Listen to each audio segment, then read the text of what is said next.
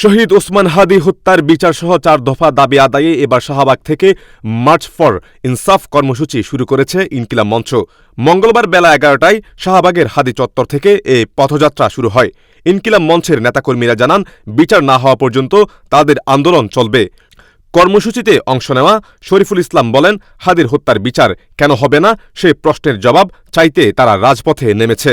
শাহবাগ থেকে শুরু হওয়া এই March science lab, Mohammadpur, Rayerbazar, Mirpur, Uttara, Bashundhara, Badda, Rampura এবং যাত্রাবাড়ি হয়ে আবারও শাহবাগে এসে শেষ হওয়ার কথা রয়েছে।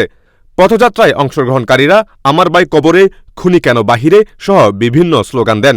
10টি পিকআপে করে নেতাকর্মীরা কর্মসূচিতে অংশ নেন। ইনকিলাব মঞ্চের ৪ দফা দাবির মধ্যে রয়েছে খুনি চক্রের বিচার, ওয়ার্ক পারমিট বাতিল, আন্তর্জাতিক আদালতের মামলা এবং ফেসিবাদের দোসরদের গ্রেপ্তার।